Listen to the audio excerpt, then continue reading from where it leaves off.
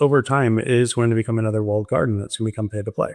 So right now, the mechanics for a retailer is you optimize your site for something like AEO. So you put, Q&A on there. You create a robust product file that really can, help service your products. But at the end of the day, what it's going to come down to is who's going to pay me the most to show their products first, right? That's the direction you were headed. And if that's where we end up, it's just yet another walled garden where your brand is completely disintermediated. And it's just, another tax you have to pay as a retailer. Welcome to Insights Unlocked, an original podcast from User Testing, where we bring you candid conversations and stories with the thinkers, doers, and builders behind some of the most successful digital products and experiences in the world, from concept to execution. Welcome to the Insights Unlocked podcast. I'm Nathan Isaacs, Principal Content Marketing Manager at User Testing. And our guest today is Matt Howland. Matt is the Chief Product and Engineering Officer at Cordial, where he leads product innovation at the intersection of AI, data, and customer engagement. He's also the chair of the Shopper Context Protocol Working Group, helping shape how brands and AI agents interact in the future of commerce. Welcome to the show, Matt. Thanks, Nathan. It's great to be here. Matt, before we dive more into talking about the Shopper Context Protocol, I'd love to start with your journey. Can you share some of your background, what experiences led you to the work you're doing today at Cordial? For sure. I can go way back. When I was about 7 years old, that's when I started programming. And it was because I really wanted my computer to talk to me. Maybe I needed more friends. I don't know. But that was my goal. And fast forward to today, and guess what? Computers are talking to you. But between then and now, I spent the bulk of my career in Silicon Valley, kind of going from the martech sphere and kind of being a vendor side. I ran a large loyalty company that powered the loyalty programs for Targets, Kohl's, and the like. And then to the actual retailer side. So I helped George Zimmer start Generation Tux. I did a little bit of work in private equity, overseeing a couple brands there. And then now where I am at Cordial. So I've kind of seen both sides of the equation, being the vendor, as well as, trying to actually drive that engagement with customers as a retailer. So I've kind of seen both of those. And I really saw this need for, context in the world of agents and in the world of LLMs, that context of that brand and customer relationship. For listeners who are just hearing about Shopper Context Protocol for the first time, how would you explain what it is and why it matters right now? For sure. So Shopper Context Protocol was born out of the need for brands to maintain a relationship with their shoppers through agentic commerce or through chat apps like ChatGPT or Claude. And it kind of originated when ACP, Agentic Commerce Protocol, came out. That was with OpenAI and Shopify and some others out of consortium to make it so you could purchase in the flow ChatGPT. And I thought that was awesome. I thought, I'd done a decent amount of discovery there. It made a ton of sense. And when I looked at the protocol, it was really, what are your products? Here's a cart and here's a checkout. And it completely disintermediated the brand themselves. So, you had no agency over how anything was merchandised or anything like that. So that's when I kind of said, I think this is a solvable problem. I think we can make a discoverable, secure protocol that really pulls in that customer context from a brand lens. And at Cordial, we've done this for a long time, but using that context to send emails or texts or whatnot, this we just looked at as another channel, but an interesting bidirectional channel. So that's kind of where the idea of it came. Got to an MVP in a week that ran on the rails of MCP, Model Context Protocol. So it sits alongside ACP. It's not really meant to replace it. It's meant to sit alongside it.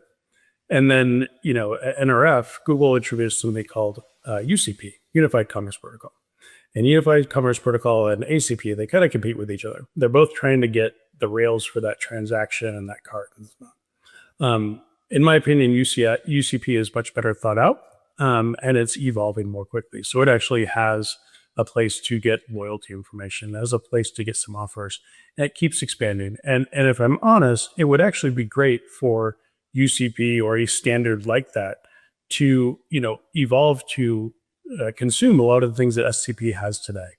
Because, I designed it as an open source protocol quite intently because wasn't trying to design a product to serve this need. I was really kind of saying, hey, as a consumer, like if I shop Boot Barn all the time and I'm shopping for some boots for the Houston Rodeo, I don't want you to go and serve me something somewhere where I've never shopped before. And as I just think about this, we've had these sort of conversations over the decades, right? With any new technology, and we start thinking about, whatever, because I'm not a technical person. I'm just a marketer. But I know we've done this, right? We've done it on, the meta stuff that goes into SEO and all that, right? It's just, we're going so fast. We have to, think about these things. And it sounds like that's kind of what happened here. It's like, 100%. And I think you also have this interesting thing where, and this happened with Meta and others, where there's a tension between platforms that want to create an ad ecosystem. So if you actually look what's in their self-interest, it is actually to disintermediate that relationship, because then you can own the payment rails and you can charge an extra % on that, and you can charge for access to those customers, right? So as you kind of looked at these evolve, this has been Google's, business model for, the last 2 decades. So it's kind of, the reins on the wall on where that's going. And with ChatGPT introducing ads as well, you kind of saw this as an initiative to really truly distribute the customer and just kind of pay for play. What I tried to do was go to the retailers, some of our customers, and say, hey, I think we need a voice in this too. Because if this is just another walled garden, that's not going to be great for anyone, because you can't own your customer's relationship. You can't understand the intent. That was one of the interesting things about the protocol is it has bidirectional communications on the concept of intent. So if you think about, doing some product discovery on ChatGPT, shopping for boots or something like that, it gets a lot more information than just clicking around a website. Like it's going to know that I'm shopping for boots to go to the Houston Rodeo, in March or something like that. And that intent should actually be durable and transferable back to the brand, so that when you end up on the brand site, the customer isn't having to reiterate themselves through clicks and browsing. So that was one of the pieces we had to SCP to really kind of try and drive that intent sharing. So whether you're in store, on site, or in ChatGPT, the merchant has an understanding of why you're shopping with them. And in the end, I mean, everyone's sort of being served here, right? The Googles and OpenAIs of the world, they're doing it for their reasons. You guys and the retailers are doing it for their reasons. In the end, the customer just has a better experience if it gets this sort of information when they're shopping, right? I don't want to go through the process of having to filter, through, I need to go to the fat boy men's section rather than, women's or whatever it might be. It just makes it smoother for me to buy something in the little time that I have, right? That's right. It makes it smoother, and also, the concepts like loyalty, which exist for a reason. I spent a good amount of time in that space. You get to carry those with you. So, as you're looking at different merchants being discovered through, agentic interface, you can kind of choose one of those. So I think that's really important. I kind of say that, the way it's evolving right now is how, you shop on Amazon and you shop for, I don't know, a shoe rack or something generic. And there's literally 10,000 of these things and they're undifferentiated, as is your customer relationship with those different brands. We don't want to recreate that in an agentic world. I think the agentic world can learn so much more about you. And if it also includes the brand in that learning, it's just going to be a better experience for the customer. And, oh yeah, absolutely. Right. And I mean, that's one of the challenges I have now as a consumer, is there are brands I want to buy from that I trust. And then there are all the sort of like get rich scheme, brands that are on Amazon that are trying to sell me that product. And I'm like, do I really want to buy, food or medicine on Amazon? That's right. Where's that coming from? These are real thoughts I have occasionally. 100%. And so what's at risk if for retailers, for brands, if they don't engage with standards like SCP, is this the end of like those sort of brand loyalty programs? I mean, we did a study at Cordial over the holidays to kind of see how many customers were actually using, and I'm using agentic loosely here, but the concept of like ChatGPT or a Claude when they're actually purchasing, and about 65% of them used them for some element of discovery. This was before checkout was there, so it was really kind of clicking out there and going to the link.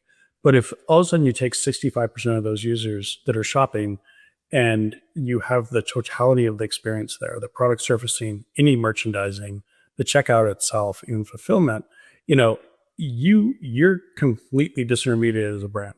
So the brand at that point is ChatGPT, right? And they're the ones who have the context to your customer. They're the ones who understand, oh, hey, I tried this size and it didn't fit quite right. You don't get to consume any of that. So that's one thing, is you're just going to have less fidelity of your customer. That all that information you could capture is going to be gone.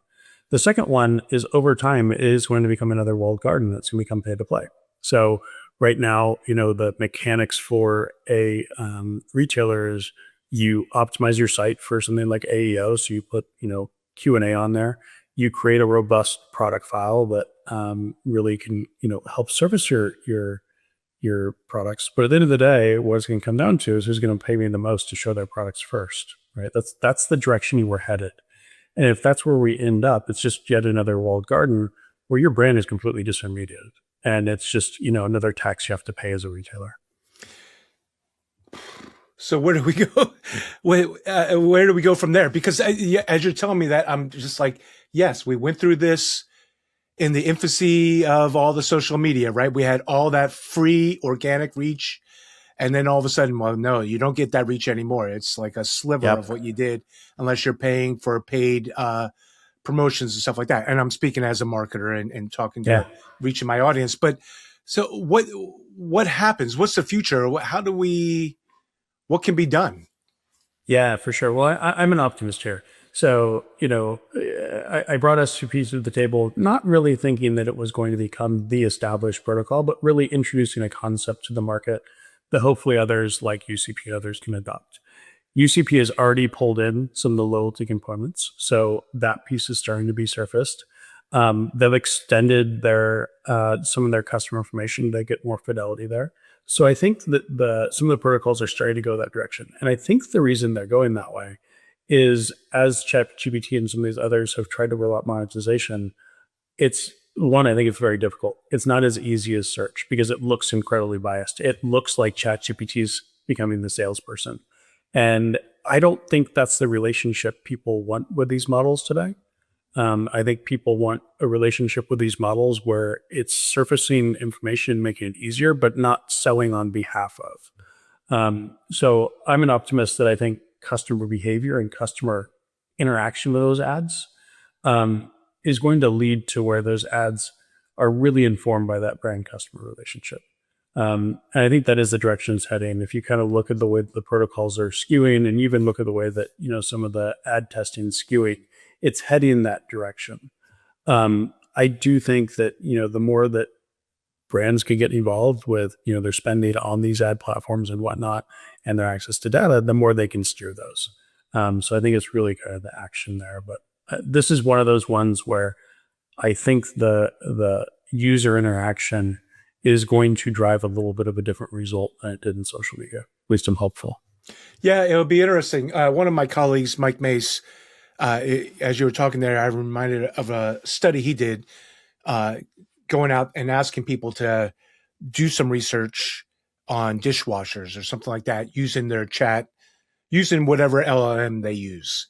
And a lot of them, but what he found in that research was that they did not want to use the chat to buy the dishwasher, but they wanted it to inform which one should I look at that makes less noise or something like that, right? In the end, they want to go to, I forget the name of my dishwasher, but GE or LG or whatever it might be. And I want to go to that website and I want to look about their details. And so it was informed from that. And so I think that kind of gets to what you're saying as well. Is like, in the end, we still want to buy from the brands. as the shoppers, right? As the buyers. I think so. I think we still see the brands as the source of trust, right? I think LLMs have gotten so much better over the last year, but everyone's had their moment where they use an LLM and you see something and you're just like, no, that's wrong, that's wrong, and I think that has shaped some of our interactions with them, where we kind of see it as that helpful buddy, but probably not the authoritative source. So someone who kind of goes, hey, you should take a look at these. And you're like, great, but you can hold off on the details, and really kind of verifying some of that. I do think some of the stuff that Gemini's come out with grounding, obviously given their prevalence in search, is making that a lot better. So it is more trustworthy. But I mean, you even look at some of those search results, as they put the AI block up top, some of them are pretty bad. So I think I think the user is still being trained like listen but verify, and I think because of that, really that brand source is still important there. And I do think it also helps in that discovery motion really kind of scope it down, but then have exploring. I also think there's another piece to retail in general, in that I think retail is largely a recreational activity. Some of it is done because you need shampoo or you need toothpaste, or either of us need shampoo, but we both need toothpaste. You can kind of go down that direction, but I still think people like to shop. I still think people like that, finding that prized possession in a discount place somewhere. Like it's still, it drives some emotion. So I still think that exists too. So I think there will always kind of be this modality where, yeah, let me kind of hone in on what I'm looking for here, but let me go do a little bit of, searching and recovery over on the side of an actual brand website. Interesting. Yeah, definitely. I'm a big shopper of shampoo. For people who are listening, Matt and I are both follically challenged. So that's right. That's right. I'm a remiss. I didn't ask more about Cordial, and I just was wondering, can you share us, a bigger picture of what you guys are doing at Cordial? What's the company's focused on, and how's that making the biggest impact for brands? For sure. So at Cordial, Cordial was founded about a decade ago, and the concept was send a better message. The concept was really, how can we better engage customers on behalf of retailers to really engage with the brand? And that comes from really understanding the customer, understanding the brand, and understanding the product with which they're selling. So, over the years, Cordial has really evolved into, at the end of the day, the customer context engine that's really powering email, SMS, push notifications for some of the best brands in the world. So we work with brands like Levi's and Abercrombie and Tapestry and countless other great brands to really not only message their customers, so we do power all of that, but more importantly, understand their customers. So we're not treating them all the same. We understand why one customer might be shopping at Boot Barn because like I said, I went to the Houston Rodeo last year. I needed some boots. That might be one use case, but there's plenty of other folks who are coming in there and saying, hey, I need some new workwear, some new jeans to wear to work tomorrow. And really understanding the difference between those two shoppers, me trying to kind of, wear an outfit for the Houston Rodeo versus someone who's, really trying to kind of fulfill their need for workwear. Understanding those two user intents or customer intents, and then communicating to them through whichever channel they choose, whether it's in store or, email or whatnot, really communicating with them in that manner is what we do really well. And it's been really fun to do this as AI has emerged, because the term I like to use is uplink. So it used to be you learned about a customer by what they searched for, what they clicked on, and what they purchased. And that was like, it was like a 28.8 baud modem, right? You kind of got a blip here and there. With LLMs, and especially with people that have deployed on-site chat and things like that, it's like all of a sudden having a fiber uplink, right? So we can take in all that unstructured data and understand, oh, hey, Matt's going to Houston in March. Here's the things he's shopping for now. And then we can suggest some other things that would go with that. We can really understand the totality of, what that customer is trying to do. So it's been really fun kind of being able to go into the unstructured side of things And the same thing on understanding products. So similar to the example I gave before, the boots someone's going to buy to work in an auto shop versus the boots someone's going to buy, um, to go to a rodeo are likely fairly different. And the attributes expressed on those are likely fairly different as well. So being able to do that attribute enrichment to really understand that clustering of intent is something we've gotten pretty deep in, and is linking this back to the AI commentary. This is one of the primary drivers for really successful AI AEO as well, is really truly understanding the intent that people might be discussing with an LLM around that product. So surfing some of those product attributes there is very important as well. I'm kind of speechless, only in the sense of like, wow, this is everything that's on the horizon for us. It's thinking about it and just the speed and I'm reminded of a LinkedIn post you had here in the last few months where you just talked about your aha moment. You called it something else, but as other listeners are listening to the show, as leaders are listening to the show, and they start thinking about fitting AI into their organizations, if they're not already, if they are retailers thinking about this and how commerce is going to be in the future, what are things that they can start thinking about and preparing for, like SCP, within their own organizations?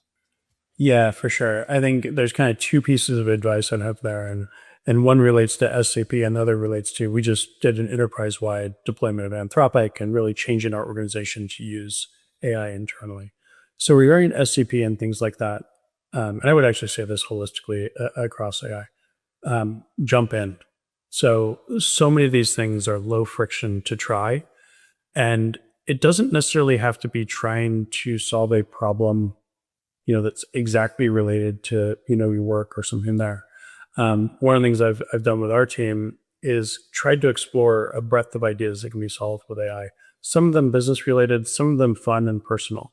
Because what I found time and time again is if you can help someone with something that sparks their curiosity, where they keep going and going and going, that's when they get that aha and they're like, oh, this is what I can do with that.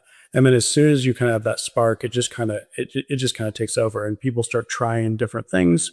As you try different things, you understand what works and what doesn't, because there's a lot of stuff that doesn't work and there's a lot of stuff that works really well. For the internal deployments, that still holds true, and that jump in and try things.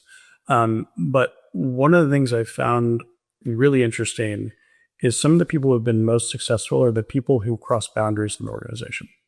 So the people who are just optimizing just product or just engineering or just CE, they're doing great, but the people who are crossing that boundary between product and CE, so they see a little bit of the problem in product, a little bit of the problem in CE, they're force multipliers because they're seeing problems that no one else is seeing. So I started kind of trying to put some framing around this, and the idea of like, how do I intentionally create these discovery surface engines or surface areas? So if you think about AI, and if you think about what AI can that can take over, that's the jobs they would like to find. So if I have to respond to an RFP, or if I have to reconstruct a roadmap or things like that, there's just some jobs that AI does pretty well, and it takes what would have been a few days down to minutes. So if all of a sudden you have time to kind of distribute elsewhere, what do you do with that time, right? And we're leaning very aggressively in how do we discover the next problem to be solved that really adds value to Cordial. And so I think if you kind of lean into this idea of, okay, let's give the AI agents or agentic kind of processes as much of this well-defined work as you can, not so that you can change your headcount or get cost. That's crazy. What you want to do is discover more and more things that can be done to add value for your customers and for your own business. And I think that's the framing that's really worked for us, is give the mundane stuff that you don't want to do to something else, and make sure you've got, evals and boundaries and all the good hygiene around AI process there, but really lean into, okay, cool. So that's done. So how can I actually drive more value for this business and for our customers? Awesome.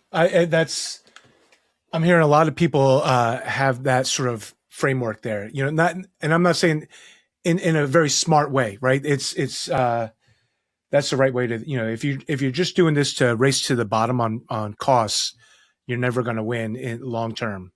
Matt, I appreciate you coming on to the show, and I enjoyed our conversation. How's someone learn more about you, your thought leadership, how they learn about Cordial, and the latest on Shopper Context Protocol? Absolutely. The easiest way is connect to me on LinkedIn. It's just Matt Howland. I kind of spawn everything out of there. If you go to Cordial, it's www.cordial.com. We can kind of explain what we do there. And then Shopper Context Protocol is shoppercontextprotocol.io. And if you're really interested there, we do have a working group. There'll be a form there to sign up. We meet quarterly, kind of try and digest, some of the newer things going on with agents, long-lived agents and things like that, and try and solve them. But, for people that are thinking about any of these problems, I'd love to just, connect and kick around ideas, because we're at probably the most fun time in my career, at least. I've been in Silicon Valley since 2000, where we truly are inventing the future. So if you jump in, now's your chance to shape what the next years are going to look like. And I think very few points in history kind of come along like that. So now's one of those times when it's just really fun to kick around ideas and find something to tackle and just build it and make it real. Awesome. Oh, so thank you so much. I appreciate it. Awesome. Thank you, Nathan.